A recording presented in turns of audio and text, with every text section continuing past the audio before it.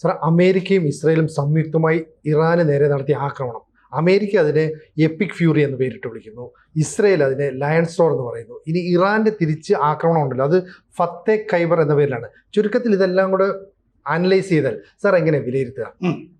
ഇറാനിലെ 30 കേന്ദ്രങ്ങളിലാണ് ആക്രമണം നടന്നിരിക്കുന്നത്. വ്യോമാക്രമണം മാത്രമല്ല നടന്നിരിക്കുന്നത്, കടലിൽ നിന്ന് 2 വിമാനവാഹിനികൾ വന്നിട്ടുണ്ടല്ലോ.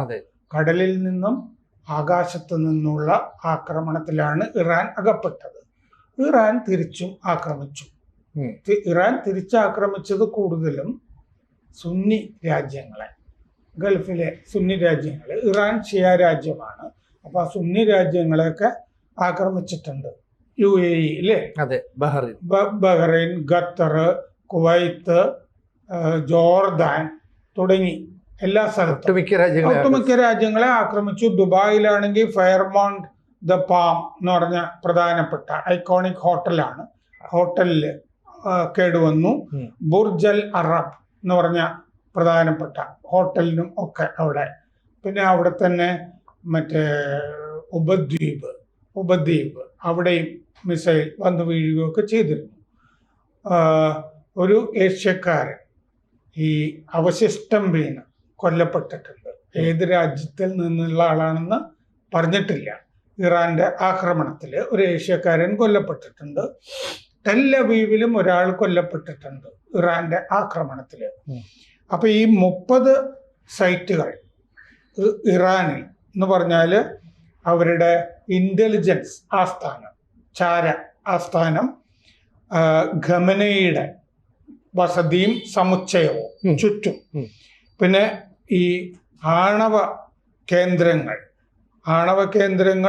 ഇറാനിലെ മൊത്തത്തിലുള്ള, പ്രധാനമായിട്ടും ഇസ്ഫഹാനിലാണ് പുതിയ കേന്ദ്രം സമ്പുഷ്ടീകരണത്തിന്റെ.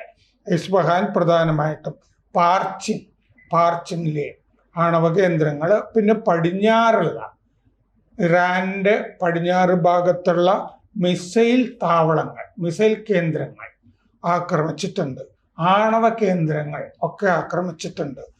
ഖോം, ബുസഹർ അവിടുത്തെ കേന്ദ്രങ്ങളും ഒക്കെ ആക്രമിച്ചതിൽ പെടുന്നു. അപ്പോൾ ശരിക്കും ലൊക്കേറ്റ് ചെയ്തിട്ട് എന്തൊക്കെ തകർക്കണമോ അതൊക്കെയാണ് ആക്രമിച്ചിരിക്കുന്നതെന്ന് നമുക്ക് കാണാം. അതുപോലെ ഖമനയുടെ വസതി മാത്രമല്ല, പെസഷ്കിയാന്റെ ഓഫീസിന്റെ അടുത്തും ആക്രമണം നടന്നിട്ടുണ്ട്. എന്ന് പറഞ്ഞാൽ പ്രസിഡന്റ് പെസഷ്കിയാനെയും തീർക്കണം എന്നുള്ള ഉദ്ദേശം ആക്രമണത്തിൽ ഉണ്ടായിരുന്നു. പക്ഷെ പെസഷ്കിയാൻ മരിച്ചതായിട്ടുള്ള സൂചനകളൊന്നും ഇതുവരെ ഇല്ല. ഇറാന്റെ മിസൈലുകൾ ഗൾഫിലെ രാജ്യങ്ങളിൽ മുഴുവൻ എത്തിയിട്ടുണ്ടല്ലോ. ഒരു രാജ്യം ഒഴിച്ച്, ഒമാൻ മധ്യസ്ഥ രാജ്യമാണ്. ഒമാൻ ഒഴിച്ചിട്ടുള്ളത്. ഒമാന്റെ കാര്യം നമുക്ക് വേറെ സംസാരിക്കാം. ടെഹ്റാൻ ആക്രമിച്ചിട്ടുണ്ട്. ടെഹ്റാനിലാണല്ലോ ഖമനയുടെ വസതിയൊക്കെ ഉണ്ടായിരുന്നത്. പിന്നെ ഖാർഗ് ദ്വീപിന്റെ അടുത്ത് സ്ഫോടനങ്ങൾ ഉണ്ടായിട്ടുണ്ട്.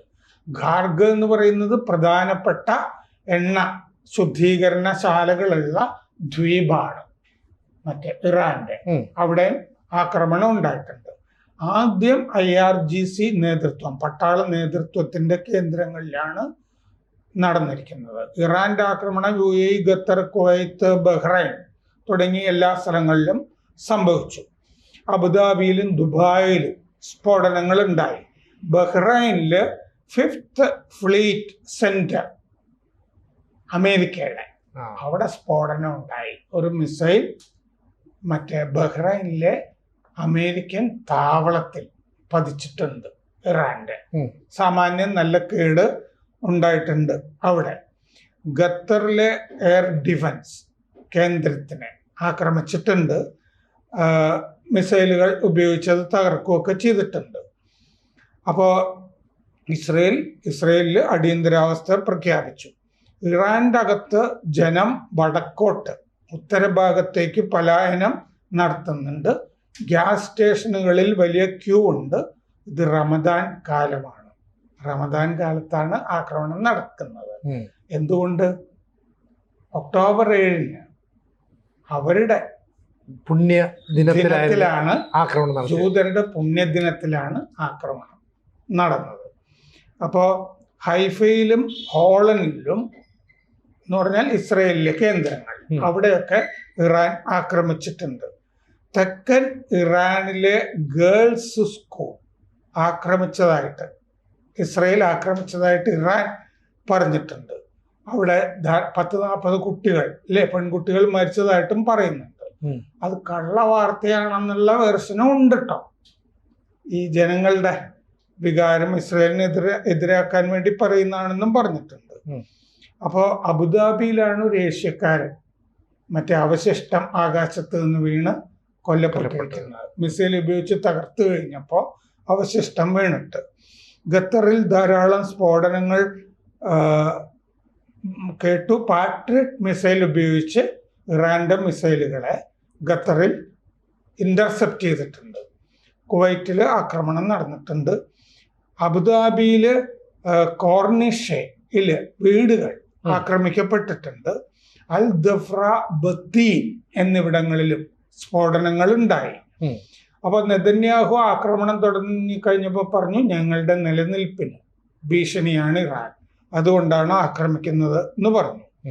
47 വർഷമായിട്ട് ഇസ്രയേലിന് മരണം, അമേരിക്കയ്ക്ക് മരണം എന്ന് പറഞ്ഞു നടക്കുന്ന രാജ്യമാണ് ഇറാൻ. അതുകൊണ്ടാണ് സിംഹഗർജനം എന്ന ഓപ്പറേഷൻ ഞങ്ങൾ നടപ്പാക്കുന്നത്.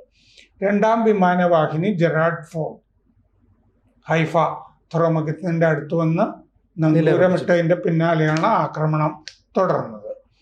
അമേരിക്കയുടേത് എപ്പിക് ഫ്യൂറി എന്ന് പറഞ്ഞാൽ ഇതിഹാസ ക്ഷോഭം എന്ന് പറയാം. അപ്പോൾ ആണവ കേന്ദ്രങ്ങൾ ആക്രമിച്ചു. ലോങ് റേഞ്ച് ക്രൂസ് മിസൈലുകൾ, സ്റ്റെൽത്ത് വിമാനങ്ങൾ, പിന്നെ പ്രിസിഷൻ ഗൈഡഡ് കൃത്യതയുള്ള ആയുധങ്ങൾ, ഡ്രോണുകൾ ഒക്കെ ഉപയോഗിച്ചിട്ടാണ് ടെഹ്റാൻ, ഇസ്ഫഹാൻ, ഷിറാസ് ഒക്കെ ആക്രമിച്ചിരിക്കുന്നത്. ടൊമാഹോക്ക് ക്രൂസ് മിസൈലുകൾ ഇതിൽ ധാരാളമായിട്ട് പ്രയോഗിപ്പിച്ചിട്ടുണ്ട്. ടൊമാഹോക്ക് ക്രൂസ് മിസൈലിന് 30-50 മീറ്റർ താഴ്ന്ന് പറക്കാൻ പറ്റും. അപ്പൊ റഡാറിന്റെ കണ്ണിൽപ്പെടില്ല. പിന്നെ സ്റ്റാൻഡ് ഓഫ് ക്രൂസ് മിസൈലുകൾ ഇതിൻ്റെ അകത്ത് ഉപയോഗിച്ചിട്ടുണ്ട്. ഇസ്രയേൽ റാംബേജ്, ദലീല തുടങ്ങിയ മിസൈലുകൾ ഉപയോഗിച്ചിട്ടുണ്ട്. സ്പൈസ് ബോംബുകൾ ഉപയോഗിച്ചിട്ടുണ്ട്. GBU-28 ബങ്കർ ബസ്റ്റർ ബോംബുകൾ ഉപയോഗിച്ചിട്ടുണ്ട്. ആണവ കേന്ദ്രങ്ങളുടെയൊക്കെ ആക്രമണത്തിൽ ഉപയോഗിച്ചിട്ടുണ്ട്. ഹെറോൺ എയ്ത്താൻ ഡ്രോണുകൾ ആക്രമണങ്ങളിൽ പങ്കെടുത്തു. ഇറാൻ അവരുടെ ഷഹാബ് 3 ബാലിസ്റ്റിക് മിസൈൽ ഉപയോഗിച്ചു. എമാദ് പ്രിസിഷൻ ഗൈഡഡ് ബാലിസ്റ്റിക് മിസൈൽ ഉപയോഗിച്ചു. ഗദർ മീഡിയം റേഞ്ച് മിസൈലും ഉപയോഗിച്ചിട്ടുണ്ട്. അപ്പോൾ ഇതാണ് മൊത്തത്തിലുള്ള ഈ ആക്രമണത്തിൻ്റെ ഒരു ചിത്രം എന്ന് പറയുന്നത്. ശരിക്കും പറഞ്ഞാൽ ഇനി ഇറാന്റെ ഒരു ഭാവി എന്താകുന്ന കാര്യത്തിൽ വലിയ അനിശ്ചിതത്വം നിലനിൽക്കുന്നുണ്ട്. ഇനിയും തീർത്ത് കെട്ടാനുള്ള ഒരു നീക്കമായിരിക്കത്തില്ലേ അമേരിക്ക ഇസ്രയേൽ സഖ്യം ലക്ഷ്യമിടുന്നത്? ഇറാനെ മൊത്തത്തിൽ ഈ കൂട്ടിക്കെട്ടാനായിട്ട് പെട്ടെന്നൊന്നും സാധിക്കില്ല. അതായത് നേരത്തെ ഇറാഖിലെ ആക്രമണം നടന്നതാണല്ലോ. ഇറാഖിൻ്റെയൊക്കെ ഇരട്ടിയിൽ കൂടുതൽ വലിപ്പമുള്ള രാജ്യം, വളരെ വലിപ്പമുള്ള രാജ്യമാണ് ഇത്. സൈനിക ശക്തി ഇറാഖും ഇസ്രയേലും ഒക്കെ ചേർന്നാലും ഇതിൻ്റെയൊക്കെ 2-3 ഇരട്ടി വരും ഈ ഇറാൻ എന്ന് പറഞ്ഞ രാജ്യം. സൈനിക ശക്തി മോശമല്ല.